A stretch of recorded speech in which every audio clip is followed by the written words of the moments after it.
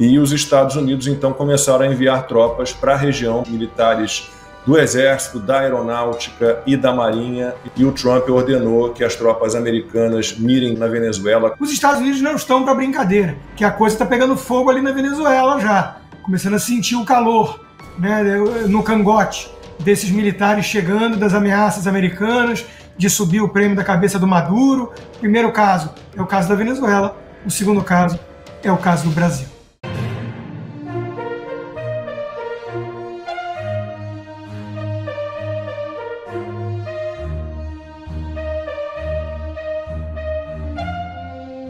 Homem é preso após jogar sanduíche em agente federal enviado por Trump a Washington.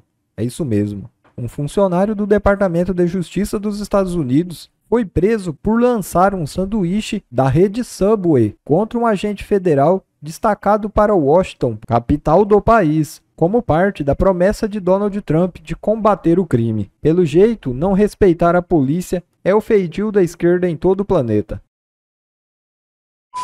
E após descobrir a operação militar dos Estados Unidos, Nicolás Maduro é levado para bunker secreto na Venezuela em meio à tensão crescente. Movimentação de drones e aeronaves em bases estratégicas intensifica a pressão contra o regime chavista, enquanto Washington amplia a recompensa pela captura de Maduro para 50 milhões de dólares. Além da ação militar, a população venezuelana enfrenta um agravamento da crise interna, com inflação galopante, escassez de alimentos e denúncias de repressão política, o que aumenta o clima de tensão no país. A operação coincidiu com a decisão dos Estados Unidos de aumentar a recompensa pela cabeça de Maduro.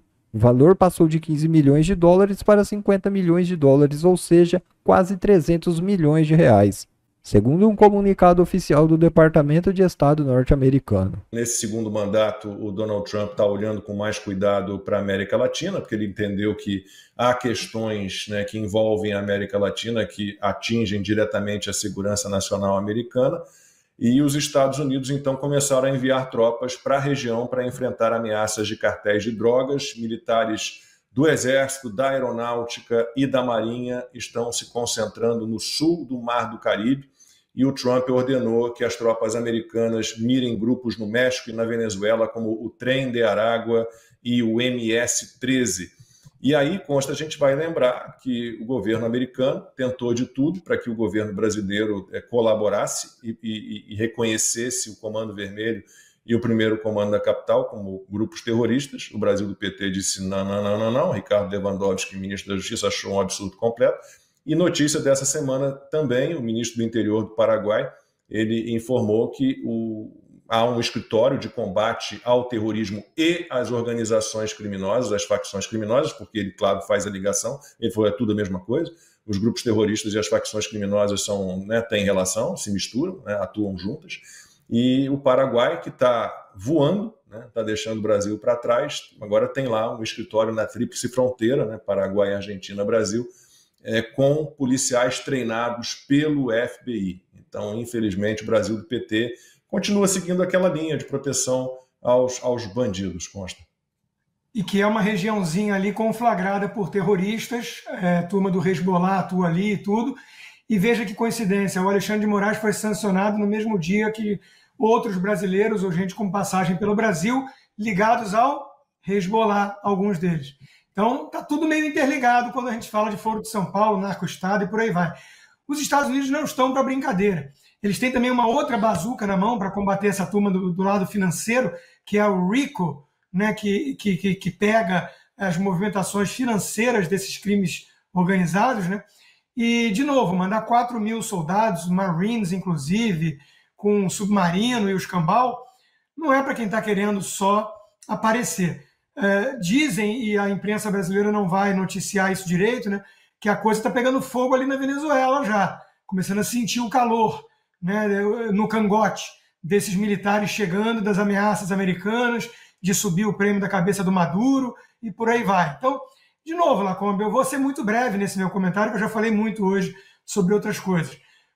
O governo Trump, com a turma do Marco Rubio, da Maria Elvira Salazar, congressista aqui da Flórida, outra anticomunista até o último fio de cabelo, esse pessoal não está para brincadeira.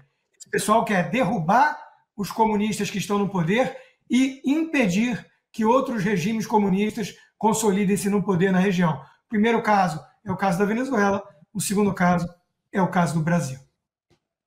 Bom, Ana, e tem uma outra questão aí, não sei se os Estados Unidos já estão de olho nisso, né? Eles estão lá falando do Mais Médicos, voltaram os olhos para os Mais Médicos agora, mas o governo brasileiro continua sendo pródigo em provocações, né, ao governo Trump. A gente viu no domingo passado uma aeronave Ilyushin IL-76 sancionada pelo governo dos Estados Unidos, é um cargueiro quadrimotor enorme, pousou no último domingo no Aeroporto Internacional de Brasília, depois de um longo voo com várias escalas partindo de Moscou. É um cargueiro, como eu disse, muito grande, é operado pela Aviacom Zitotrans, empresa de cargas russa.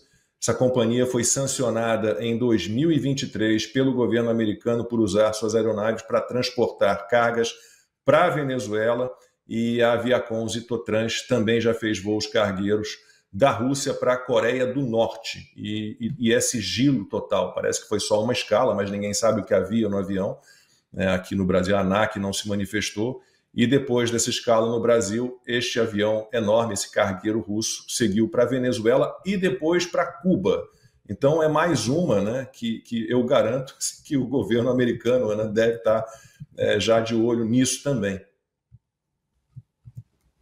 Mais uma, né? Mais uma pecinha para o quebra-cabeça chamado Brasil 2025, que anda com Putin, com a China, com Hamas, com o Irã, com o Hezbollah, com a Nicarágua, com Cuba, Venezuela.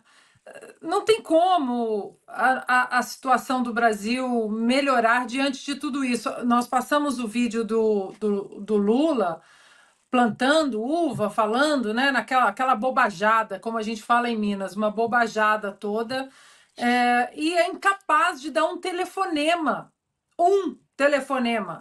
Ai, tô com, né, não quero, porque um telefonema, ou seja, é by design, é planejado.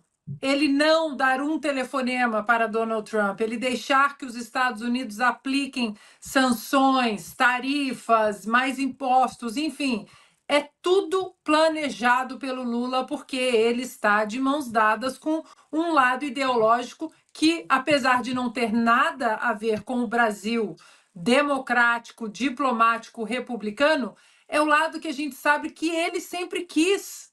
Ele sempre quis isso.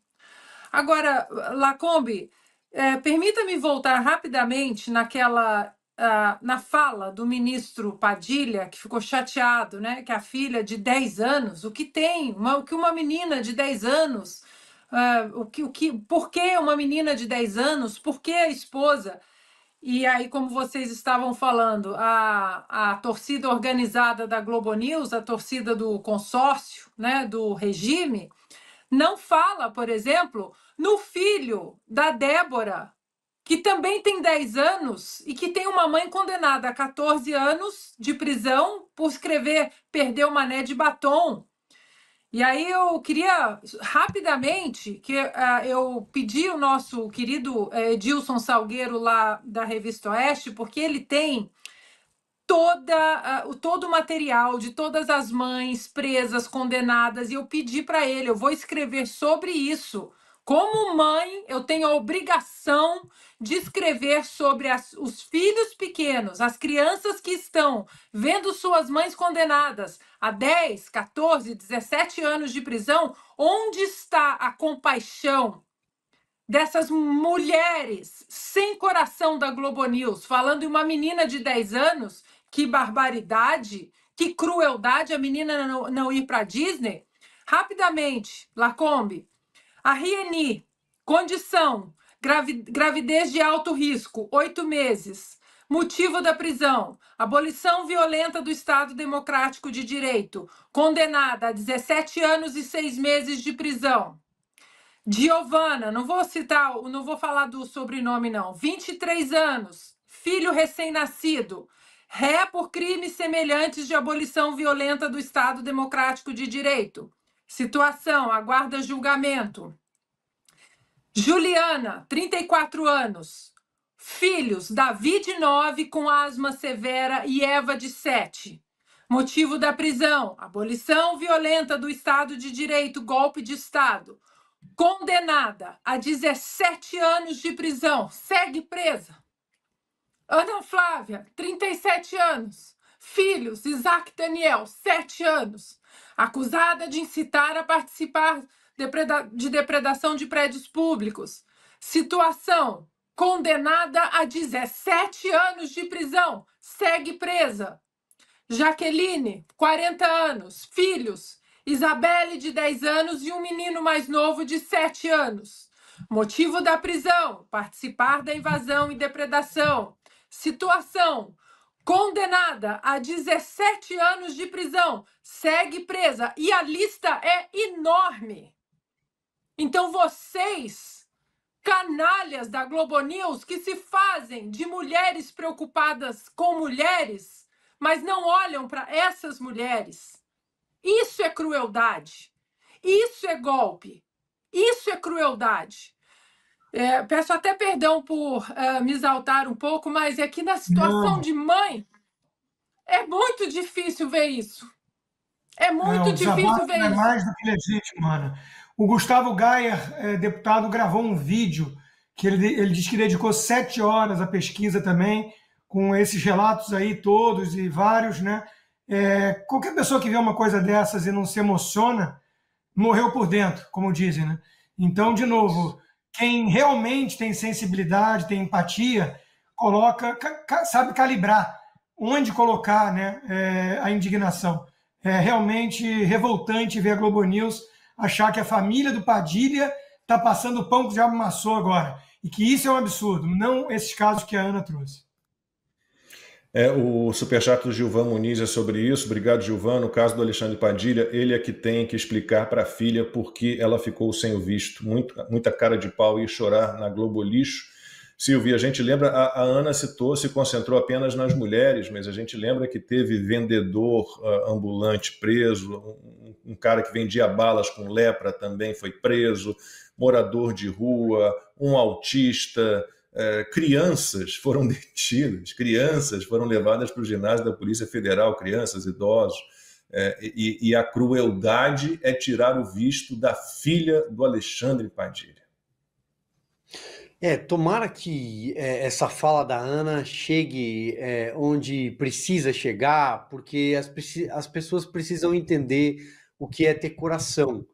E ao longo da semana eu acabei também falando sobre esse assunto de alguma forma, em relação às decisões do ministro Alexandre de Moraes, as publicações no exterior que falam do ministro Alexandre de Moraes como um violador de direitos humanos, e é disso que se trata. Lacombe, tem um caso para mim que é emblemático, por exemplo, de um andarilho. Ele era um mendigo, ele não tinha o que comer. E ele foi para frente de um quartel do QG, do Exército, na época dos acampamentos que antecederam aquela tarde ruim, que terminou de um jeito que ninguém gostaria, em 8 de janeiro de 2023, em Brasília. E o que aconteceu ali? Ele foi lá pedir comida. E aí tem até o relato dele, ele conseguiu um copo de Guaraná, uma lata de Guaraná que alguém estava tomando, um pedaço de comida. E ele foi preso, ele foi embarcado num ônibus, terminou na Papuda. Depois ele foi solto com uma tornozeleira eletrônica e teve de voltar para a cadeia, porque por decisão do gabinete do ministro Alexandre de Moraes, porque o Alexandre de Moraes tem seus cúmplices, os juízes auxiliares que são cúmplices dele. Alguns até diziam que não estavam aguentando mais, né? De fato ninguém aguenta mais, há muito tempo, mas eles foram cúmplices. E eles fizeram ele voltar para a cadeia porque a tornozeleira tinha sido flagrada fora do raio de ação, onde ele poderia circular. E o defensor público, obviamente que ele não tem dinheiro para comer, ele não tem dinheiro para ter advogado, e ele disse assim, mas ele estava andando em busca de comida, no semáforo. Ele dorme em albergue quando tem vaga, quando não tem, ele dorme embaixo da ponte. Como é que nós vamos colocar uma tornozeleira? Não tem onde carregar. Ele estava carregando a tornozeleira em farmácia, em supermercado, onde deixavam ele carregar.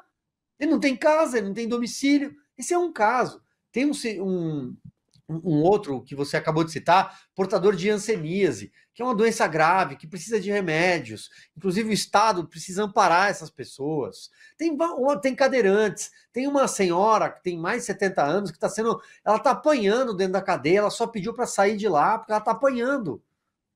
Ela está apanhando. Ela podia ser avó de muita gente que está na bancada da Globo News, são mais jovens do que eu. Então ela poderia ser avó dessas pessoas.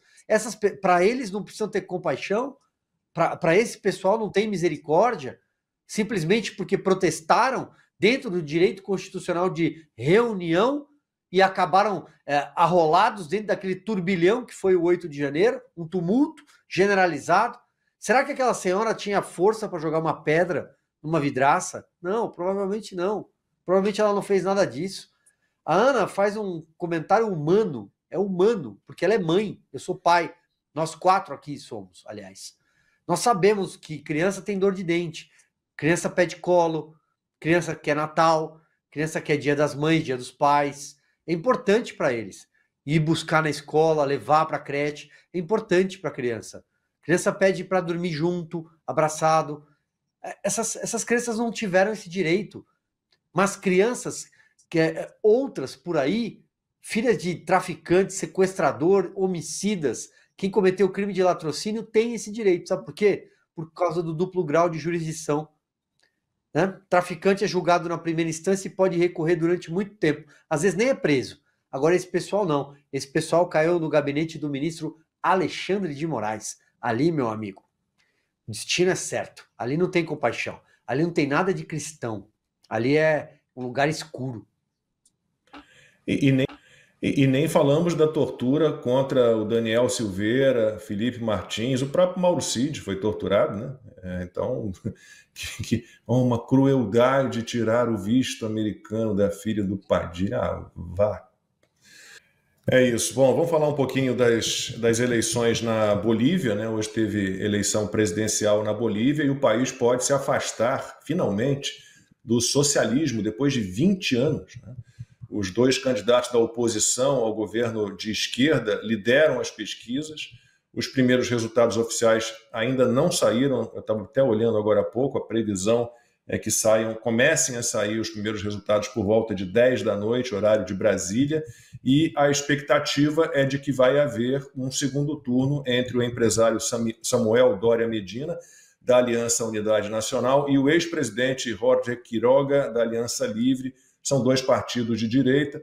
Segundo a regra eleitoral, um candidato pode ser eleito no primeiro turno se tiver mais de 50% dos votos ou se tiver 40% dos votos e uma margem de mais de 10 pontos percentuais de vantagem para o segundo colocado. Silvio, é importantíssima essa eleição na Bolívia, né? Ainda que a Bolívia, tem lá o lítio e tal, mas é mais um país, né, da América do Sul, né, que pode escapar desse foro de São Paulo, dessa pegada tão horrível que a gente está vendo aqui, né? O Uruguai voltou para isso, a gente tem o Chile nessa, a Colômbia nessa, então é importante que a Bolívia também consiga escapar. Sem dúvida, também dei uma pescada aqui para ver se tinha resultado, ainda não tem, né, Lacombe?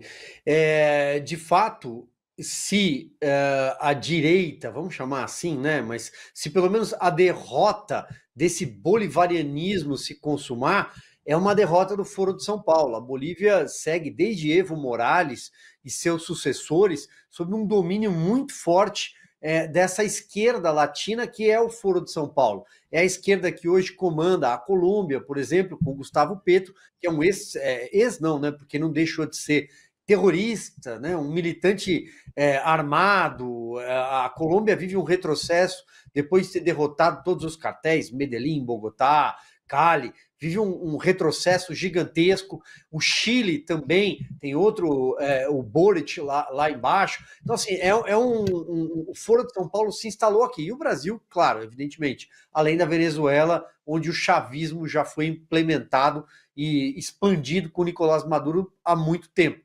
Então, se começar a ruir, a América Latina ela tem ondas, né? Ela tem ventos. Se a gente pegar em retrospecto, a gente vê que quando o movimento começa a girar, e incrivelmente ele sempre começa de cima para baixo do mapa, ele sempre começa nos Estados Unidos com a mudança de governo americano, as coisas começam numa espécie de avalanche, né? Vem descendo. Espero que tudo isso seja consumado com eleições limpas, que não roubem.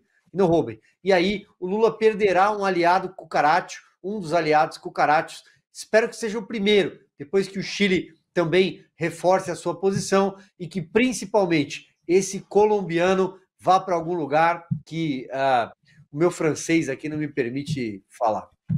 Bom, pessoal, esse foi mais um vídeo. Eu espero que vocês tenham gostado. Se vocês gostaram, deixa o like aqui para fortalecer nosso canal. Logo eu volto trazendo mais informações da política para vocês. Um forte abraço, fiquem todos com Deus e até a próxima.